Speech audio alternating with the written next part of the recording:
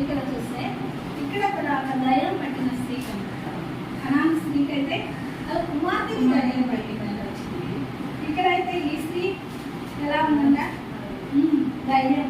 ఏం దయ్యం అది? బలహీన పరిచిన ఎన్ని సంవత్సరాల నుంచి ఉందంటుంది చూడండి. 11 వచ్చిందో 18 నుంచి, ఒక సంవత్సరం కాదు, 2 సంవత్సరాలు కాదు, ఎన్ని సంవత్సరాలన్నా 18 సంవత్సరాల నుంచి బలహీన పరిచే దయ్యం ఆమె బట్టి పీడిస్తాము. అయితే ఆమె దేవుని ఇంటికి వస్తాము.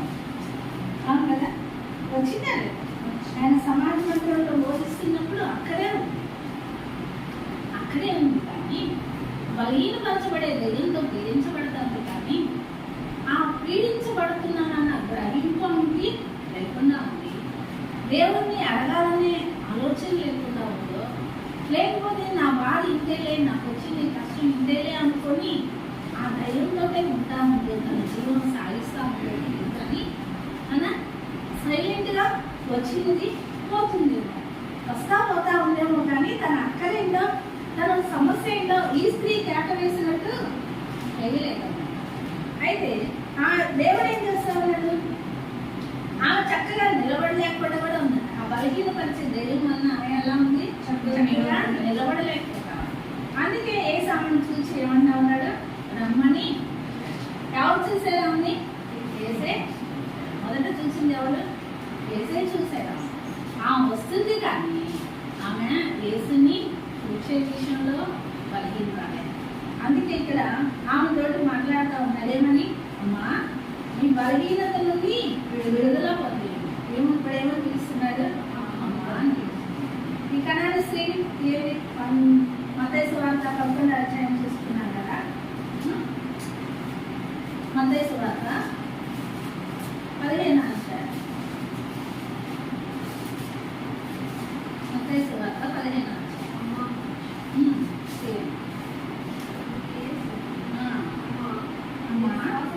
విశ్వాసము ఈవెనైతే ఏమని పిలుస్తున్నాడు? అమ్మా అంటున్నాడు. ఆ విశ్వాసాన్ని కొలిచే. ఎలా కొలుస్తున్నాడు? ఆ విశ్వాసాన్ని గొప్పగా కొలుస్తా ఉన్నాడు. అయితే ఈమె దేవుడి దగ్గరికి వచ్చి అడుగుతా ఉంది, కేకలేస్తా ఉన్నప్పుడు ఏమంటా ఉన్నాడు దేవుడు? ఏమంటా ఉన్నాడు? దేవుడు వచ్చిండు మన వెంబడిగా వచ్చి కేకలేసిన దానికి పంపివేయమంటే దేవుడు ఏమంటున్నాడు? ఇశ్రాయేలీయుల వారై నశించిన గొర్రెల ఎద్దకే కానీ మరి ఎవరి ఎద్దకు అయితే నశించిపోతున్న వారు ఎవరో దేవునికి తెలుసు.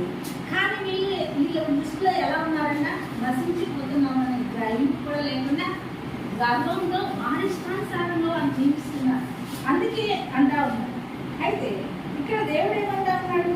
20వ వచనంలో పిల్లలంటే తీసుకొని కుక్క పిల్లలకు వేయడం యుద్ధము కాదు అన్నాడు. ఎందుకని ఇలా పిల్లలంటే ఎవరు అనుకుంటున్నాడు? దేవుడు పిల్లలంటే ఎవరు అనుకుంటున్నాడు? ఇశ్రాయేలు ఏమంటున్నాడు దేవుడు? చూడండి, ఇశ్రాయేలు ఏమంటున్నాడు? 1 Pedro 1:14 1 Pedro 1:14 మాట్లాడతాడు.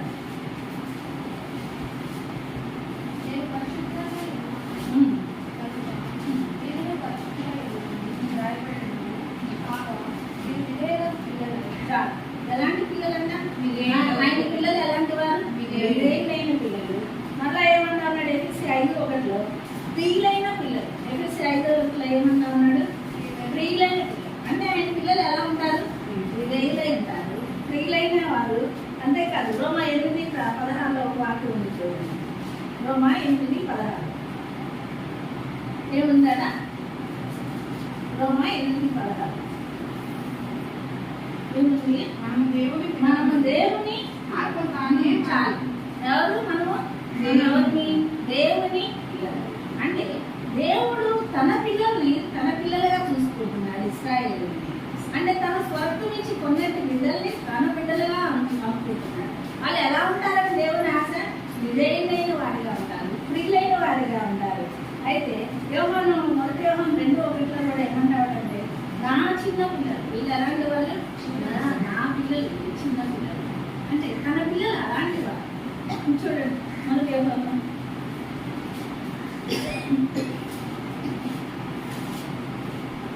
మొదటి 22 నా చిన్నపిల్లలారా వీళ్ళు చిన్న పిల్లలారా అని సంబోధిస్తాము. దేవుని ఉద్దేశం ఏంటి? దేవుని పిల్లలు ఎలాంటి వాళ్ళో చెప్తాము. అంటే నా పిల్లలు చిన్న పిల్లలు, నా పిల్లలు విధేయులైన పిల్లలు, నాకు ఇష్టమైన పిల్లలు. అది అంతేకాకుండా ఏమంటా అన్నాడు, 3:10 కూడా అన్నాడు అది దేవుని పిల్లలు. అలాంటి నా పిల్లల దగ్గర ఉన్న 2 ముక్కల్ని ఎవరికైనా ఎందుకని ఆ పిల్లలు నాకు ప్రియమైన వాడు, అవును కదా, అందుకని ఏనంటాను. అయితే చూడండి, ద్వితీయోపదేశకాండం 32:20 వాక్యం ఉంది.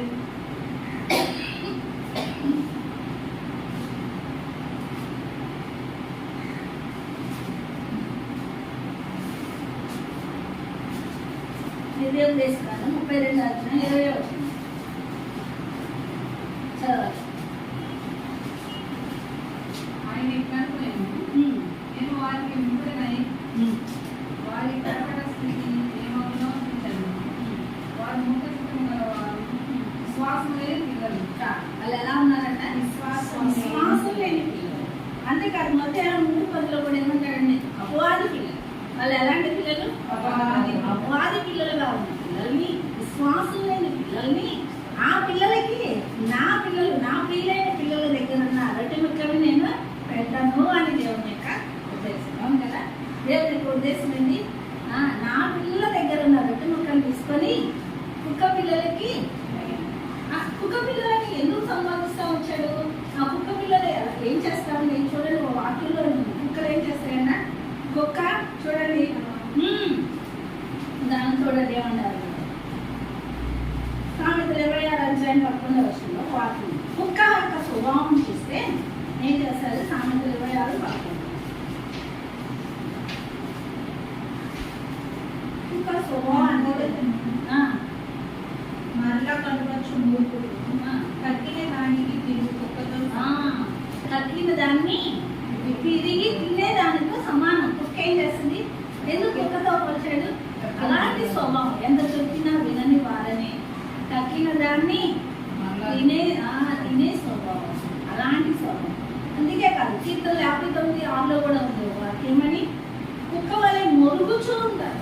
కుక్క ఎలాంటిదన్న మొరుగుతూ ఉంటారు. అంటే ఎప్పుడు నసబెడతానే ఉంటారు, ఎప్పుడు తింటూనే ఉంటారు, ఎప్పుడు ఏం చేస్తారు? మొరగటం అంటే కోపంతోనే ఉంటారు, ఎప్పుడు వ్యసన పడుతూనే ఉంటారు. అలాంటి స్వభావం. అందుకే మళ్ళీ ఏమంటాడంటే, మళ్ళీ ఏమంటాడో చూడండి, యెషయా పుస్తకం 56లో, యెషయా పుస్తకం 56:11 వస్తుంది. కుక్క స్వభావం ఎలాంటిదో యెషయా 56:11 కుక్కలు తిండికి ఆకులు పడిన ఎంత తినని వాడికి తృప్తి లేదు. చాలు పెట్టినా కానీ తృప్తి ఉండలేదంట. కుక్కలకి ఏంటన్నా తిండి పోదు, ఎంత పెట్టినా తృప్తి ఉండదు. తృప్తి లేకుండా తింటానే ఉంటాయి, కప్పుకొని మళ్ళీ తింటాను, అవును కదా. అంటే అలాంటి స్వభావం కలిగిన వారు మీరు, అందుకని నా పిల్లల దగ్గర నేను మీకు పెట్టాను అన్నాడు. అందుకే వాక్యం అంటారు దేవుడు Filipi 3:2 కుక్కల విషయమై జాగ్రత్తగా ఉండండి. ఎందుకంటున్నాడు? కుక్కలతోనే జాగ్రత్తగా ఉండాలంటే సరిగ్గా కుక్కలున్నాయి జాగ్రత్త అని ఇంటి ముందు బోర్డు పెట్టంటారు కదా. ఎందుకు కుక్కలున్నాయి వాడిగా ఇప్పుడున్న వాళ్ళు ఇంటిలో కుక్కలను పెంచుకుంటున్నారు కాబట్టి ఎవరైనా పక్కలో కుక్క వస్తే, మనుషులు వస్తే కలుస్తాయని ముందుగానే బోర్డు పెట్టారు. అంతే కదా, మనం దారి వెళ్తున్నప్పుడు కుక్కలు ఎవరైనా కనపడితే ఏం చేస్తాము? చాలా జాగ్రత్తగా వెళ్తాం. ఎందుకు? అది కలిస్తే 6 నెలలు పట్టుకు ఉండాలి, ఇంజక్షన్లు వేయించుకోవాలి, ఒళ్ళు చుట్టూ వాటి కొరకు వెళ్ళాల్సిన ఖర్చులు ఎక్కువగా. అందుకే దేవుడు ముందుగానే తెలియని వాడిగా కుక్కల విషయమై జాగ్రత్తగా ఉందని Filipi 3:2 రాశారు. అంటే వీళ్ళు ఎలాంటి వారు? హాని చేసేవారు. వీళ్ళు ఎలాంటి వారు? వీళ్ళు ఈ కణాలు వాళ్ళు ఎలాంటి వాళ్ళని? హాని చేసేవారే కానీ మేలు చేసేవారు కాదు. ఎంత దగ్గరగా తీద్దామన్నా కానీ ప్రేమించలేని విశ్వాసఘాతులుగా ఉన్నారు, విశ్వాసం లేని పిల్లలుగా ఉన్నారు, అపవాది పిల్లలుగా ఉన్నారు. అంతేకాదు ఎలా ఉన్నారు? వాళ్ళు మూర్ఖులుగా ఉన్నారు, ఎప్పుడు మొరుగుతున్న వారిగా ఉన్నారు, తృప్తి లేని వారుగా ఉన్నారు. అందుకే నేను మా పిల్లల దగ్గర ఉన్న 2 ముక్కలు మీకు పెట్టను అని దేవుడు అందరా చెబుతాను. అంటే వారి విషయంలో ఎలా అయిపోయాడు దేవుడు? విసిగి, ఆ కణాల వాళ్ళ విషయమే దేవుడు ఏమయ్యాడు? విసిగి. మన జీవితంలో కూడా దేవుడు ఎంత దగ్గరికి తీసి మనల్ని ప్రేమిస్తున్నా, ఎంత దగ్గరే తీసి మనం చెప్తా ఉన్నా, ప్రేమతో మాట్లాడుతూ ఉన్నా, ప్రేమతో హెచ్చరిస్తూ ఉన్నా, మనం కూడా తృప్తి లేని వారిగా మనకి ఇచ్చిన దాంట్లో తృప్తి పడకుండా ఇంకా కావాలనుకొని ఆశపడుతూ మనం ఏం చేస్తాము? ఏదో పొందాలనుకోని అలా చేస్తూ ఉంటాము. మనం ఈ కణాన్ని స్త్రీ విషయంలో ఇక్కడ గుర్తు చేస్తా ఉన్నారు. అవును కదా? ఏం చేస్తా ఉన్నారు? కుక్క పిల్లలు ఉన్నారు, రొట్టె ముక్కలు నా పిల్లలకి పెట్టలేను. అయితే ఆమె ఏమంటా ఉంది? కుక్క పిల్లలు కూడా బల్ల కింద పడే రొట్టె ముక్కలు. అప్పుడు ఆమె తగ్గించుకున్న విధానాన్ని బట్టి, ఆమె తృప్తి పడిన విధానాన్ని బట్టి దేవుడు ఏమంటున్నాడు? అమ్మా ఈ శ్వాసము. అయితే ఇక్కడ అలాంటి పరిస్థితిలో ఉంది ఈ స్త్రీ. ఎలా ఉంది? లూకాసు సువార్త 13వ అధ్యాయంలో ఈ స్త్రీ పరిస్థితి ఎలా ఉంది? అందుకే దేవుడు ఇక్కడ ఈ స్త్రీతో మాట్లాడుతూ ఉన్నాడు. 13వ అధ్యాయంలో అమ్మా 18 ఏళ్ళ నుండి బలహీనపరిచే దైవం పట్టింది. అవును, బలహీనపరుస్తూ ఉంది, శక్తి లేకుండా చేస్తూ ఉంది. అంటే బలహీనత అంటే అన్ని రకాల బలహీనతలు అనుకున్నామేమో. అంతేకాదు, ఆమె ఎలా ఉందంటే చక్కగా నిలబడలేకపోతా ఉంది. ఎలా ఉంది? నడుము వంగిపోయి నిలబడలేక, నడుము వంగిపోయిన స్థితిలో, ఇక నిలబడలేని స్థితిలో, బలహీనపరచబడిన స్థితిలో. ఆమె ఏ వయసులో ఆ దయ్యం పట్టిందో తెలియదు, కానీ 18 సంవత్సరాల నుంచి ఆ దయ్యంలో నడుము వంగిపోయిన వాళ్ళ పరిస్థితి మనకు తెలుసు. అవును కదా? కొంచెం మనం వంగిపోతేనే ఏ పని చేసుకోలేదు వారి. నడుము వంగిపోయిన వారి పరిస్థితి ఎలా ఉంటుంది? పని చేయలేని పరిస్థితి, పండుకోలేని పరిస్థితి, కూర్చోలేని పరిస్థితి, నడవలేని పరిస్థితి. అంతేకాదు, ఆ బలహీనపరచబడుతుంది అంటే ఆ బలహీనపరిచిన ఆ బలహీనతలో ఏ పని చేసుకోలేక, కుటుంబానికి ఉపయోగపడలేని పరిస్థితి, భర్తకు బిడ్డలకు ఉపయోగపడలేని పరిస్థితిలో, కుటుంబంలో సమాధానం లేని పరిస్థితిలో ఆమె జీవితం ఉంటారు. అన్ని సంవత్సరాల నుంచి అలా బాధపడుతుంది. కానీ దేవుని ఇంటికి వచ్చి పోతుంది, కానీ దేవుని ఇంటికి వచ్చి పోతుంది. కానీ దేవుడి దగ్గర ఇలా కేక వేసిందిగా లేదు, దేవుడిని అడిగిందిగా లేదు. కానీ ఈ విషయంలో దేవుడే అంగీకరించి ఏమంటా ఉన్నాడు? అమ్మా నీ బలహీనత నుంచి నువ్వు విడుదల పొందుతున్నావని ఆమెతో చెప్పి ఆమె మీద చేతులు ఉంచగానే ఆమె చక్కగా నిలబడి దేవుని 8 సంవత్సరాల నుంచి ఉన్న ఆ దైవం ఏమైపోయిందన్నా వెంటనే ఎంతసేపులో 1 రోజా, 2 రోజులా, 1 నెల? దేవుడు స్వస్థపరిస్తే ఎంతసేపు? 1 క్షణం. అవును కదా? రెప్ప పాటలో జరిగే గొప్ప కార్యాలు. అవును కదా? అయితే మన జీవితంలో కూడా ఇంకా మన బలహీనతలో మనల్ని ఇంకా మనల్ని బలహీనపరుస్తున్నాయి. పొంగిపోయి ఒకవేళ మనం నిదారుగా ఉన్నాం, కానీ నిలబడి ఉన్నాం, కానీ నిలుచున్నామని చెప్పుకుంటున్నాం, కానీ అవును కదా? ఒక వాటి ఉంటుంది, నిలబడి ఉన్నామని చెప్పుకుంటున్నాం, కానీ మనం బలహీనమే. అంటే వంగిపోయిన స్థితిలో ఉన్నాం. శారీరకంగా నిలబడున్నాం, కానీ ఆత్మీయంగా వంగిపోయిన స్థితిలోనే ఉన్నాం, ఆత్మీయంగా బలహీనపరచబడిన స్థితిలోనే ఉన్నాం. ఈమైతే బలహీనపరచబడిన దయ్యంతో పీడించబడతా ఉంది. అవును కదా? అయితే మనం ఏ దయ్యంతో బలహీనపరచబడుతున్నాము? అవును కదా? ఎలాంటివి? మన సొంత ఇష్టాలతో, మన సొంత ఆలోచనలతో, లేకపోతే మన యొక్క ఉద్దేశాలతో, ఈ లోక సంబంధమైన వాటి విషయంలో దేనికైనా మనం బలహీనపడ్డామంటే అది బలహీనపరచబడే దయ్యమే. అవును కదా? మనల్ని ఏదైనా బలహీనపరిచిందంటే, ఏదైనా లోకంలో ఉన్న ఆచారాలు, సంప్రదాయాలు, లోక సంబంధమైన వేటికైనా మనం దగ్గర అవుతున్నామంటే అది మనల్ని ఏం చేస్తుంది? అదేంటి? అది ఒక దయ్యమే. ఏంటిది? దయ్యమే కదా? దయ్యం అంటే భయం లేదా? దయ్యం అంటే భయమే. అయితే మనల్ని ఈ బలహీనపరిచే దయ్యం అనేది మనం ఏం చేస్తున్నాము? గుర్తించడం లేదు, గ్రహించడం లేదు. దేవుని ఇంటికి వస్తున్నాం, కానీ దేవుణ్ణి అడగలేకపోతున్నాం. ఎందుకు?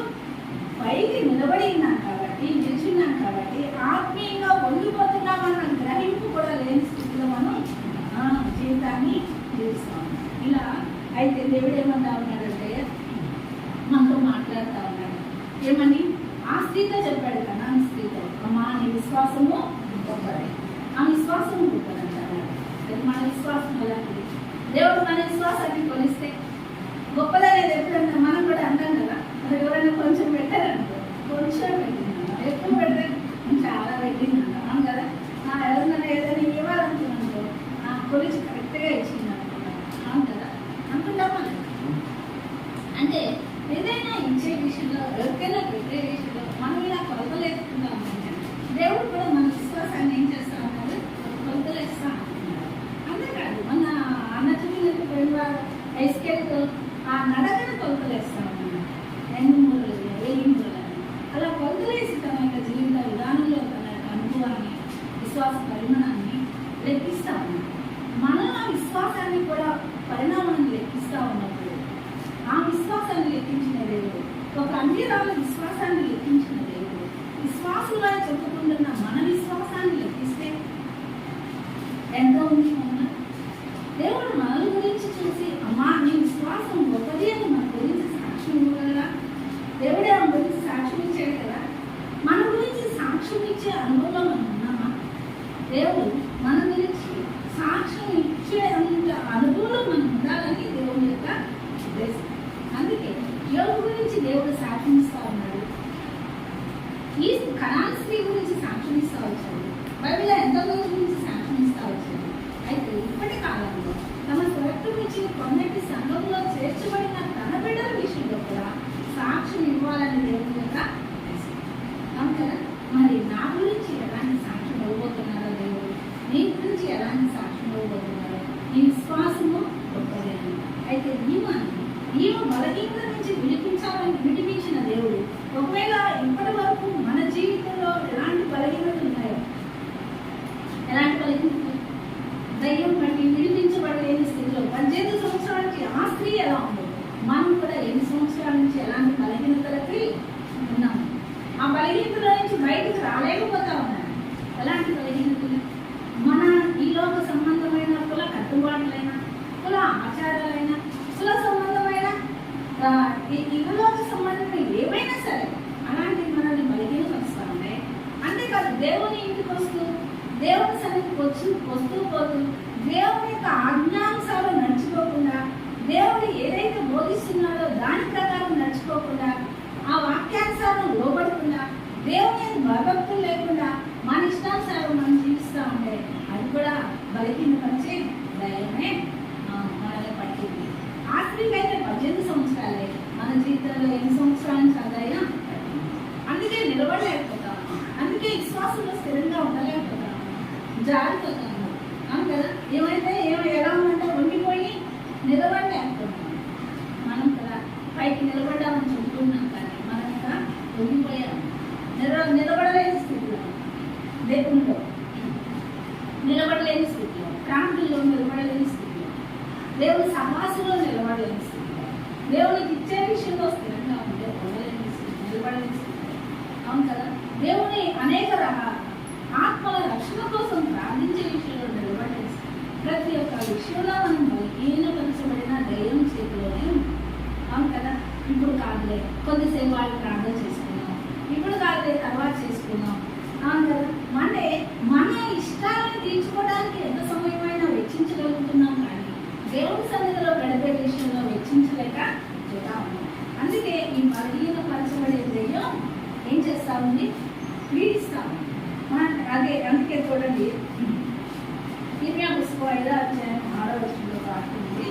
ఇర్మియా పుస్తకం 5వ అధ్యాయం 6వ వచనం.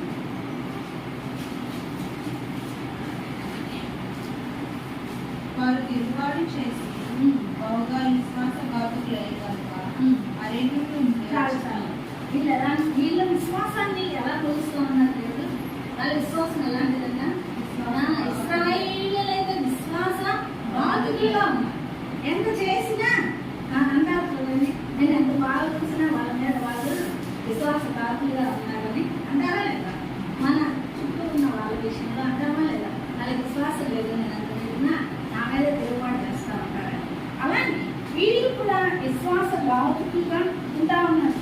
అంతేకాదు యాకోబు పుస్తకం 2:20 వాక్యంకి ఏమనంటే యాకోబు పుస్తకం 2:20 చూడండి.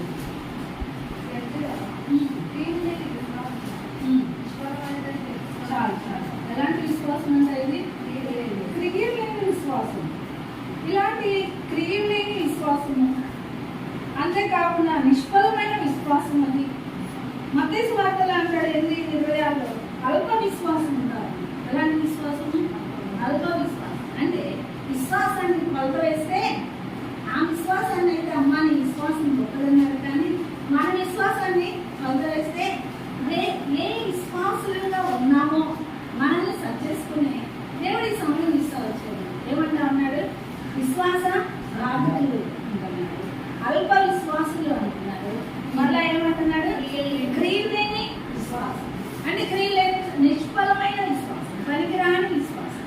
అంతగా విశ్వాసం అని చెప్పుకుంటున్నాం, కానీ మన చేతల్లో నడతల్లో విశ్వాసం అనేది ప్రార్థన చేయాలమ్మా అంటారు, కానీ మనమైతే మనమైతే మందిరానికి రావాలమ్మా అని అందరించదు, మనం అలాంటి క్రియలు లేని విశ్వాసం. అంతేకాదు యాకోబు పుస్తకం 2:13 అంటాడు మృదుమైన విశ్వాసం. ఎలాంటి విశ్వాసం అంట? మృదుమైన విశ్వాసం. అంటే మన విశ్వాసం ఏముంది? చనిపోయిన స్థితిలో మృదుమైనదిగా విశ్వాసం అని చెప్పుకుంటున్నాం.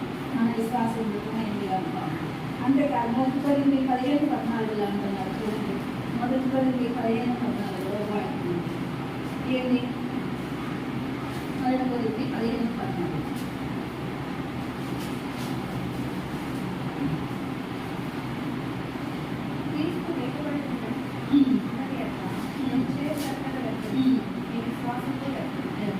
వ్యర్థమైన విశ్వాసం. ఏ విశ్వాసం ఇది? ఇప్పుడు చూడండి, మన విశ్వాసము కొలిస్తే ఎలాంటి విశ్వాసం? గొప్ప విశ్వాసమేనా, లేకపోతే అల్ప విశ్వాసమా, వ్యర్థమైన విశ్వాసమా, లేకపోతే నిష్ఫలమైన విశ్వాసమా, క్రియలేని విశ్వాసమా, అవిశ్వాసమా, మృతమైన విశ్వాసమా? ఎలాంటి విశ్వాసం మనలో ఉంది? దేవుడు కొలిస్తే ఏ విషయంలోకి వస్తాం మనం? మన విశ్వాసం గొప్పది అంటే దేవుడు అంతగా మన గురించి ఎలాంటి విశ్వాసం నా దేవుడు అంటున్నాడు. అందుకే దేవుడు ఆ వాక్యం అంటున్నాడు, నీ విశ్వాసం నిన్ను రక్షిస్తుంది, నీ విశ్వాసమే నిన్ను స్వస్థపరుస్తుంది, నీ విశ్వాసమే నిన్ను కాపాడుతుంది. అంతేకాదు నువ్వు విశ్వాసం ఉంచితే ఈ కొండ అవతల పెడతాడు. అవును కదా? అప్పుడు ఒక స్త్రీ ప్రార్థన చేసింది, విశ్వాసం నుంచి ప్రార్థన చేస్తే కొండ అవతల పడుతుంది అన్నావు కదా అని ఆ కొండ నుండి ప్రార్థన చేసిందంట. ఆ సముద్రం అవతల పడుతుంది. రాత్రంతా ప్రార్థన చేసిందంట, కొండ అవతలేమని. పిల్లలలోపు పడలేదని అన్నాను. నాకు తెలిసిన వేయమని ఇంత పెద్ద కొండలు లేక ఆడేస్తావు, అయినా కానీ అన్నావు కదా అని ప్రార్థన. అంటే అపనమ్మకంగానే ప్రార్థన చేసి జరగలేదనుకుంటే అలా జరుగుతాయి. అందుకే దేవుడు ఏమన్నా ఉన్నాడంటే మనలో ఉన్న విశ్వాసాన్ని మనలో మనం పరీక్ష చేసుకోవాలి. అంటే మనం స్వస్థపరచబడాలన్నా, మనం సంతోషంగా ఉండాలన్నా, సమాధానంగా ఉండాలన్నా ఏంటి కారణం? ఏంటి? ఏది కారణం? సేవకుల కారణమా, తోటివారి కారణమా, కుటుంబీకుల కారణమా? ఎవరు కారణం? మన విశ్వాసమే.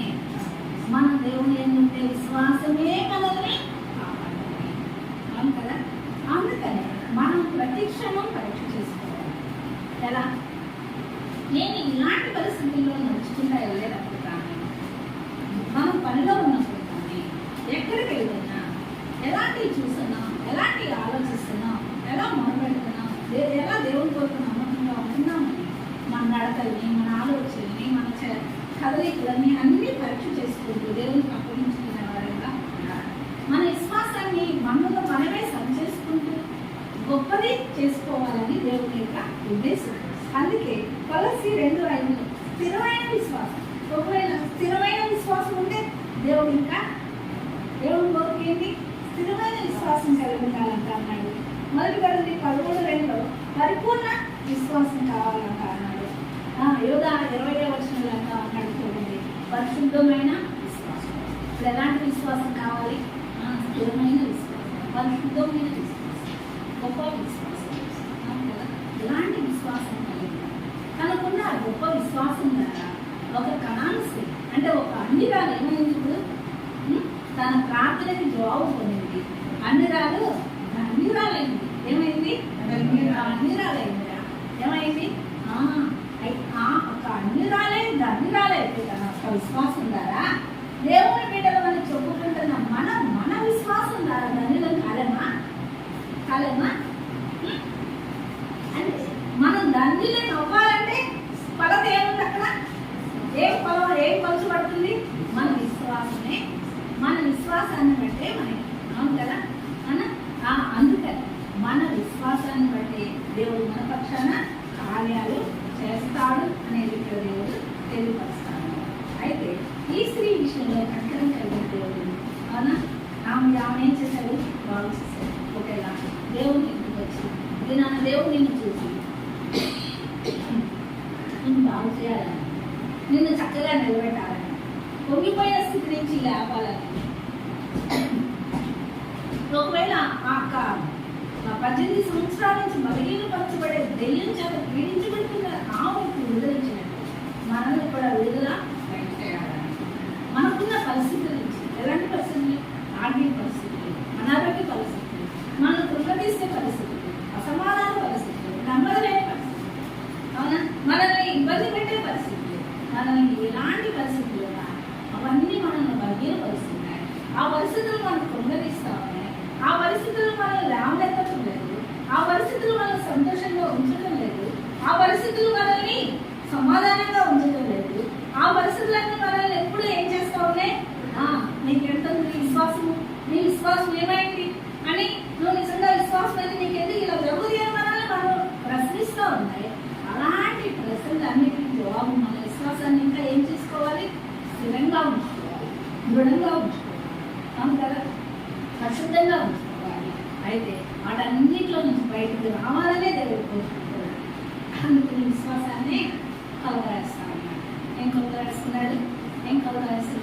ఏదో సంబంధమైన అపరస్తులు కొలతవేసిన కొలత కాదు, దేవుడు వేసే కొలత కరెక్ట్ వేసే, అవును కదా.